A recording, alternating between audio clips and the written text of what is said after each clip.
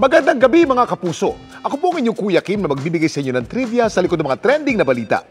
Nang buksan ng isang babae ang napitas nitong papaya sa kanilang bakuran sa Laguna, nagulat siya sa kanyang nakita. Ang mga buto kasi nito tumubo na sa loob mismo ng bunga. Papayag ka bang kumain ng papaya kung ganito ang kanyang itsura? Ang mga buto nito sa loob tumubo na parang mga toge.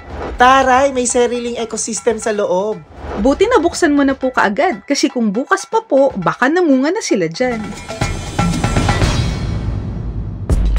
Ang viral papaya pinitas daw ng ina ni Mary Grace sa kanilang bakuran sa San Pablo City, Laguna. Hinog na po siya. Tapos po nung i-open po namin siya, nagulat po kami kasi meron siyang mga stem-stem. Yung na-amaze kami, gawa ng first encounter lang din po namin yun.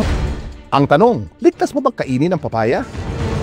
Kuya Kim, ano na? Hindi normal na tumubong buto ng isang prutas habang ito'y nasa loob pa ng bunga. Ang tawag sa fenomeno na ito, vivipary. May iba't ibang dahilan kung bakit nangyayari ito. Una, kapag sobrang hinog na ng bunga. Pangalawa, kapag ang prutas ay hindi nakain agad o naimbak na maayos. Nakaka-apekto rin dito ang klima at humidity sa paligid. Tutubo din yan kasi may hangin naman at saka may moisture. Panghuli, genetic factor. May ilang varieties kasi ng prutas na mas prone sa vivipary. Sa mga hybrid, kadalasan doon nangyayari yung ganyan nga mauna mag-mature ang seeds at saka huli yung pagkahinog ng pulp. Sa tanong naman kung ligtas pa rin ba itong kainin, ang sagot, oo. Basta't siguraduhin lang na hindi pa ito nabubulok o hindi pa ito amoy panis. Dapat wala rin itong amag o sirang bahagi. Mainam din na tanggalin muna ang tububong buto dahil maaring may kakaiba itong texture o lasa. Bagay daw na ginawa niya na Mary Grace. Sineparate po namin siya. Matamis naman po. Hindi naman po siya malata. Habang ang mga nakolekta naman daw nilang tububong buto. Ibinusbus lang din po ng mother ko dyan kasi madami naman po kaming papaya tapos visible na lang din po siya. Pwede itanim na yung mga tumutubo na buto. Ang mga buto ng prutas karaniwang makikita sa loob nito. Pero alam niyo bang may mga prutas na nasa labas ng buto?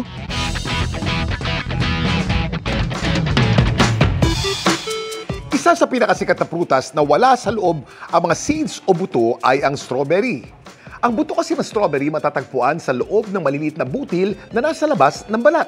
Ang tawag sa mga butil na to ay achenes. Isa pang prutas na nasa labas ng buto ang kasoy o cashew. Ang buto kasi nito ay nakakabit sa dulo. Opo, itong nababalot ng matigas na shell. At alam niyo ba na ito pala ang totoong prutas sa kasoy at hindi ang makatas na dilaw o pulang bahagi nito? Samantala, para malaman ang trivia sa likod ng viral na balita, post o comment lang, #Kuya Kim. Ano na? Laging tandaan, kimportante ang may alam. Ako po si Kuya Kim at sagot ko kayo 24 oras.